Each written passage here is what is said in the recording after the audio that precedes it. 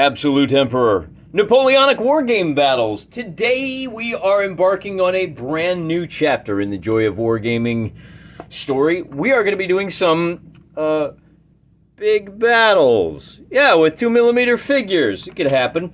In the past, we have had a lot of fun exploring the 2x2 Napoleonic rules by Rod Humble et al. And now I want to bump up to the Osprey Wargames Blue Book series, of course by Boyd Bruce. And this rule set is a bit of an oddball. Kind of straddles a lot of lines. The key thing to remember is it's a game first. It ostensibly is a rule set for, and I won't even try to make anything up. Players composed of, multiple corps with command and control being of the utmost importance, all influenced by the elan of your general. Again, Osprey Blue Book series, it's about 64 pages of fun. It's 128 pages of fun packed into 64 pages of paper. Let's go over some logistics. This is my take on the first Battle of Bumville. And as you can see, it's a fairly low-key encounter. You've got two divisions of infantry over here on the hill, supported by a gun. This is the French. They have to take this town, Bumville, by the end of, I think it's turn number 7. Bumville is defended only by this division of infantry and this division of infantry. I want to talk a little bit about how we're going to do things here, because the basing conventions for this game are pretty fast and loose. As you can see, the cannon is based on a 1-inch base. The infantry are going to be 3 bases. And then as we move forward, when we play the Battle of Bumville 2 and we start throwing cavalry in, we're going to have some other issues. So I'm going to ask the Austrians to fill in to show us how this is going to work. And I won't go through this at the start of every video, but I wanted to get it out of the way now, okay? So the deal is your smallest base frontage is artillery. As I said, bit of a hybrid game scale here. This is one division of artillery. This is one division of infantry. This is one division of cavalry. For the artillery, these guys all move 360 degrees. Wherever they're going to move, they can move that many inches. Generally, it's going to be about 4 to 3, I want to say 2 to 6 for the artillery. It's going to be about the same for the infantry, and then anywhere up to about 9 inches for the cavalry, depending on what formation they're in. It's a little unusual to worry about kind of battalion level formations at the division level, but just go with it, okay? Because you need to be, because it captures the spirit of the Napoleonic Age, that rock, paper, scissors of gun versus foot versus horse. So when you turn on a video and you see the artillery facing the enemy, that means they are unlimbered and they are ready to shoot. They can be unlimbered. If we turn them away from the enemy, that means they are ready to move. So this is for shooting, this is for moving, that's all you have to worry about. They can take 2 actions per turn, limber, unlimber, move, and shoot. They can move twice, but they can't shoot twice. Otherwise, pick any 2. So they'll be moving like that. Now, the cavalry are easy as well, because they have basically 3 formations. They can be in line, they can be in, I think this is attack column. I don't think they do attack column. I think they just do, let's just pull up we've got the handy dandy cheat sheet that I printed right off the Osprey website. That's going to be squadrons is what they call that. And it moves a little bit. The deal with this is that it moves a little bit faster. It's a little more maneuverable because they're only 2x2, but they don't pack quite the same amount of punch. So that's easy. And then when they are in march column, they can move really fast, but they don't have as much punch. So there you go. There's your 3. They're either going to be all in line, they're going to be in a square, or they're going to be all in, I should say all in column, all in square, or all in line. That's basically it for them. Now things get a little bit more complicated, and I really wanted to show you this for our infantry. For our infantry, we have the same thing. They can be in line, which is their most powerful unit, but it's also formation, but it's also the slowest. They can also be in column march, which is the fastest but the weakest. That's easy. Things get a little bit complicated when you have to deal with the fact that they may want to form square. I don't know if you knew this or not, but squares have 4 sides. I've only got 3 bases. Now, why don't I use 4? Because then I would be forced to use 1 1/3 base widths for this guy. I'm more interested in maintaining the widths than I am anything else. So what we're going to do when we form square is just form triangle. I know it's a little weird to form triangle, but that is instantly recognizable as something of a hedgehog preparing to defend against all comers. Now, they can't move when they're in this formation. The other thing I'll point out is that at the start of your movement phase, you choose your formation. Formation changes are free, but you're stuck moving at whatever speed of the formation you're in. The one exception is that if you have not fired if you did not attack in the fire phase, you can, if you didn't shoot, you can form square for free. If you did shoot, you have to make basically a morale check to be able to form emergency square, and if you fail, bad things happen. We'll get to that. But there's one more formation we got to talk about, and that's attack column. Now, normally you would do attack column as a square. You would have 4 guys. If you're using a reasonable basing convention, you'd have 4 across, and then you'd put the 4 like this. Or, for forming square, it'd be easy, right? You just go, yeah, we'll just put everybody facing out, no problem. Since I only have 3, here's the convention we're going to use. If they are all facing in the same direction, but they're in a triangle, that's going to be your attack formation. You're going to have to choose whether you're going to have 2 up front or 2 in the back, and what that does is it limits your amount of maneuverability. Fundamentally, what this does is it allows me to use a 1.5-inch base front. If we bring our British boys over to show exactly how this works, if I have 2 guys in line and I want them to form attack column, now I have a reasonable ratio. I've got 6 across, and I can go down to 3. Then I'll have to choose, and I'll do something like this. So I've got 2 guys in attack column. So if there's a triangle facing the same direction, it's attack column. If they're lined up all in a column, that's marching column. All right, and of course, as always, that's line. So that's what this game is going to look like when you tune in halfway through, or you hit that button to advance 30 seconds. You'll know what formation they're in. Another thing to point out, I am going to use white for pinned, or in the parlance of Absolute Emperor, halted. They can fire, but they cannot move. If they are disrupted, and I just need 1 per unit. If they are disrupted, then not only can they not move, they can't shoot, they can't do nothing until they recover to halted and then recover to fresh. What we're looking at here as far as troop quality is concerned, the Battle of Bumville, you have got both of these, what do we got? 2 seasoned infantry, which means every time I roll, because they're seasoned, they're going to succeed on a 4-up. Likewise, these are both seasoned infantry. And then the artillery does stuff.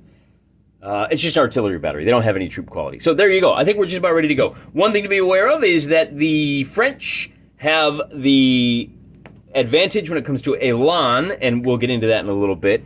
I am using the corps commanders. Now, the way this works is that your corps commander, wherever he's standing, he just kind of floats around the battlefield. He is the flag around which the rest of your corps will operate.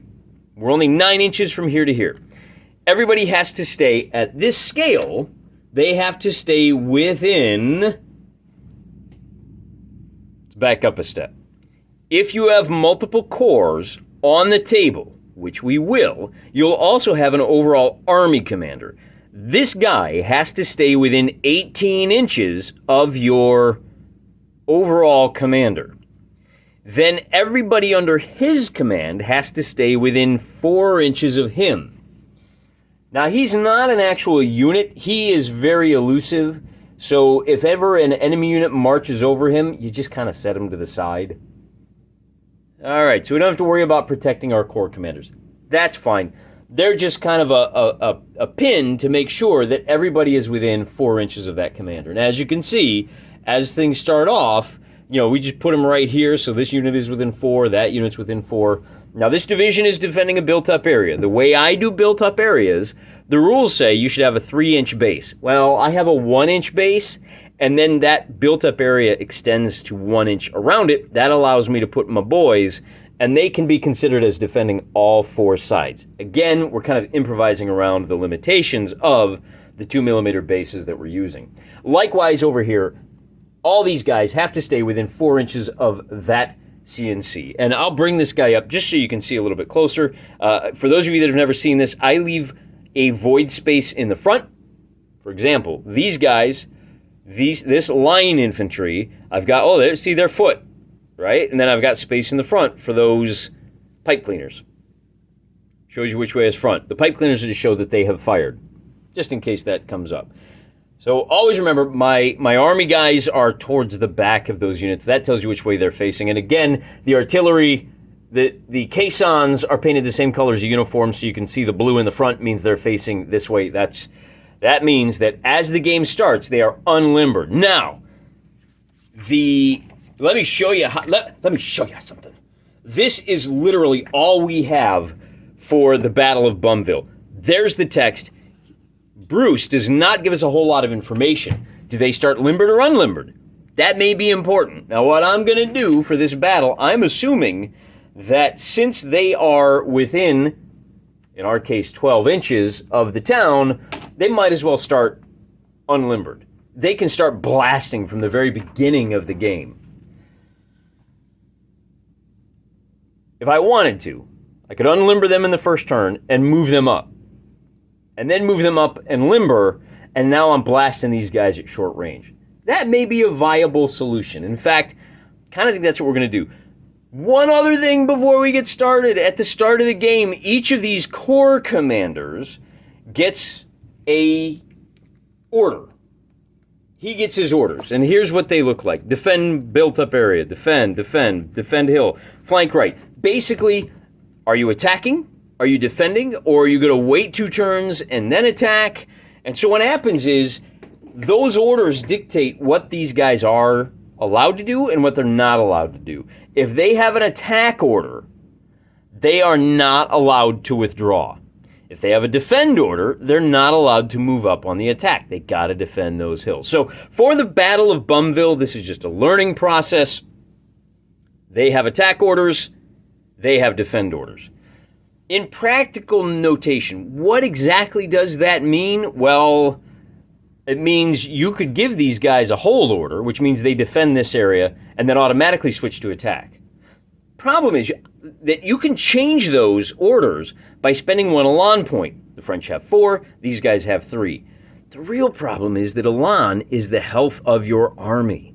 Every time you lose a unit, there's a chance your Elan goes down by 1, and if it hits 0, you're out of the game. So you really want to preserve that Elan. In this case, it's a much more, it's not nearly as valuable, it's not nearly as scarce. They've got 4 Elan, they've got 3, so he can actually order a change for 1 Elan because the most he can lose from losing units is 2 Elan. He's still going to have 1 left. But that Elan can also be used to re-roll an attack or re-roll an activation roll or a morale roll. So there's a lot of things that you can use that for. You got to be very judicious when you use it. Oh, also, if you drive an opponent off the field, then they make an Elan check, and if they fail, you steal it from them. So not only do they lose 1, but you get 1. That can be important. But we've already done a whole lot of talking. Man, we're 10 minutes into explaining this game. Let's go ahead and get rolling. They have the initiative, which means that they don't have to move first. They tell these guys, why don't you move first? Oh, but I got to specify. They're on attack orders. They're on defend orders. These guys can move anywhere they want so long as they stay within 4 inches of this built-up area. And then, of course, my Griffin bookstore, my favorite bookstore of all, that's where I'm going to be rolling my dice. Attack, defend, got to stay within 4 inches. Got to keep moving forward. Now, I'm actually going to vary this for a little bit. Remember, they have 7 turns to take this. They're about 2 movements away. I want 2 movements to attack. I'm going to set them to hold orders for the first 2 turns because I want to see what's going to happen. So they get to move, and these old boys are going to wheel back just about 2 inches, and they're just going to hang tight right there. Let's get them in the shot and make sure we can see what's going on here. So as far as movement is concerned, they hold, they hold, they hold, and they hold. And on this first turn, and I'll just go ahead and put down a little die right here, it is turn number 1. And as we go through the sequence, the first thing you do is the command phase. By the way, our quick reference sheet doesn't list this anywhere. Oh, no, it does. Right there. I wasn't paid. There you go. Command, which is where we issue the orders. Now, if anybody needs a step improvement, if anybody's halted, at the end of this phase, they automatically go to fresh. Not the case in the first turn, obviously. Then we go to movement. They have to move first. So the British say, yeah, well, I'm going to leave him behind the woods. I'm going to leave him right here. And we're done. So now the French get to go. And remember, they're on hold orders for the first 2 turns. So they don't move. They don't move. They do not move. And then it becomes the shooting phase. The cannons are going to roll 2 dice when they fire at long range. At this scale, at this range, they can fire 12 inches. Remember I said they set up 9 inches away? It's actually 10. It's 9 inches from the edge of the built-up area. So let's take a look. Artillery shooting. They shoot 2d6 per unit. They hit on a 5-up. Now, because they're at long range, if they were within 4 inches, they would score a hit on every 5-up. Because they're at long range, they'll only score a hit on these guys on the highest die. If they're shooting at targets within cover, they roll 1d6.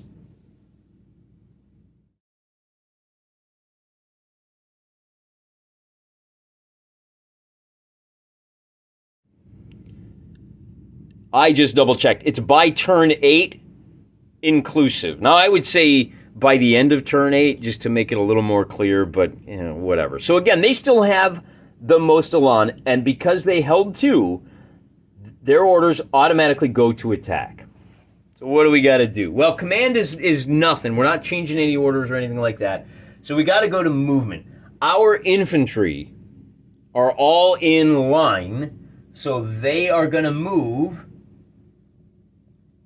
in line. They're just going to move 2 inches this turn, and we're going to bring these guys up to here. And we'll bring these guys up to here. So they're lagging behind just a little bit. And then, well, first they said, do you want to move? Do you want to move? No, no. Okay, now they move. Now they move. And now we move on to the shooting phase. Everybody is out of range. Our guys are only going to be shooting 2 inches, right? So they, it's going to take me a couple of turns to get close enough to shoot. But our cannon, now they can shoot, and they get a 4, so they're still haven't done any damage down here. Nobody else can move, shoot, no charges, so we move on to turn number 4.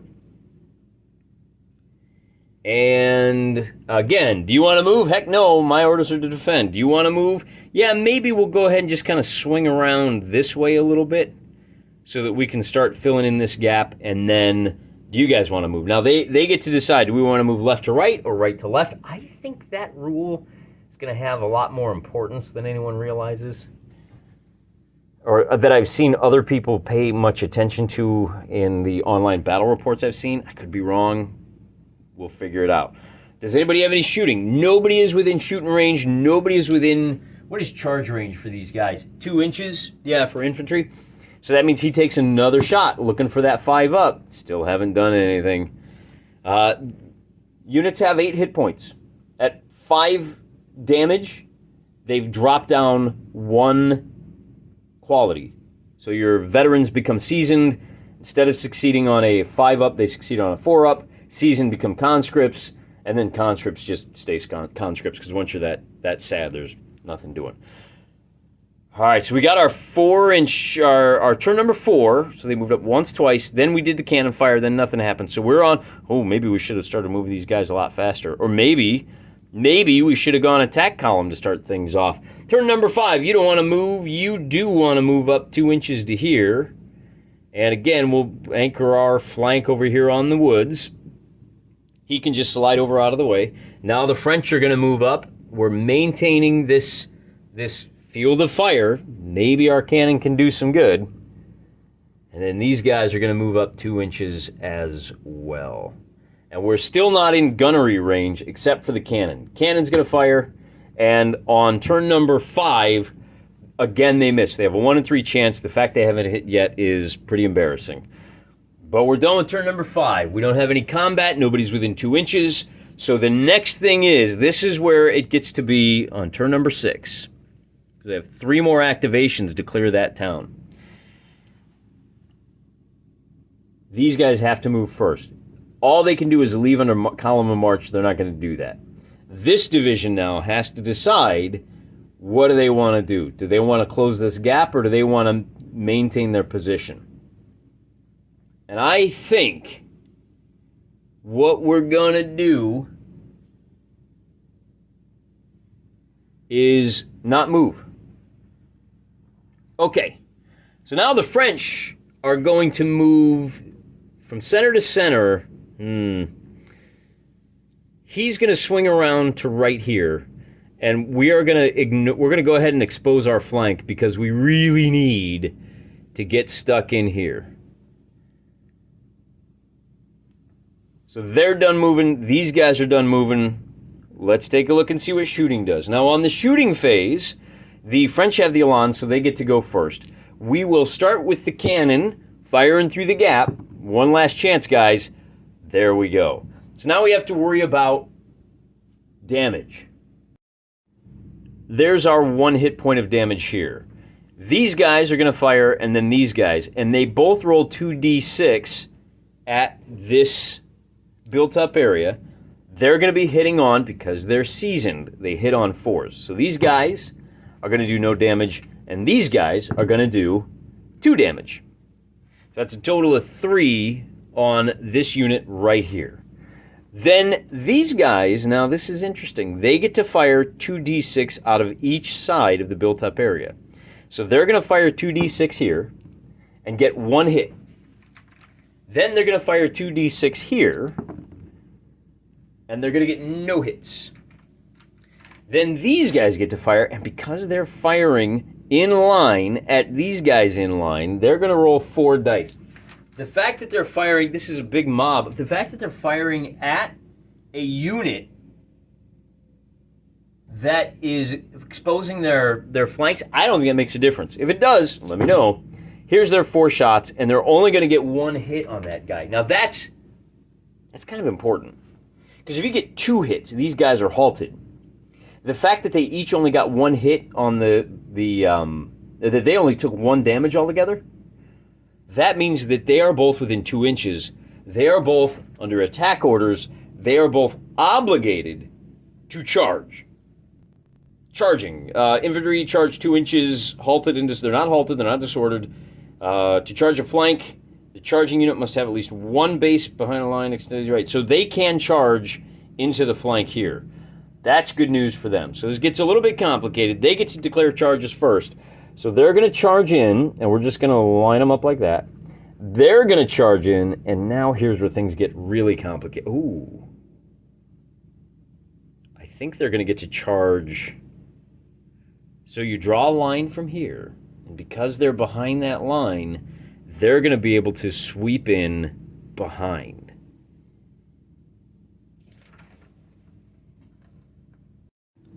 All of these attacks are going to be simultaneous. We will start with the French doing their melee attacks. Anytime an infantry is attacking a built-up area, they are just going to roll built-up combat, attacking a unit in a built-up area, 2d6 total. Normally you get a +1 for the charge.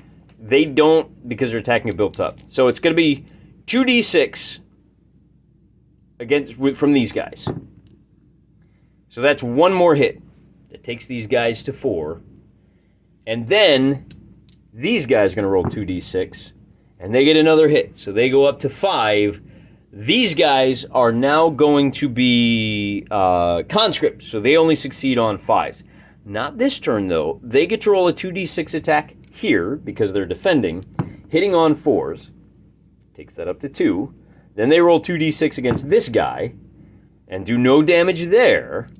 And then these guys get to attack, and this is the one that's going to be really nasty. Because they are charging, because they're in line, they get 4d6. Because they charged, they get an additional d6. Because they charged the flank, they get... Oh, you know what I forgot, though? Okay.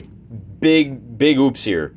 In order to charge, you have to pass a quality check.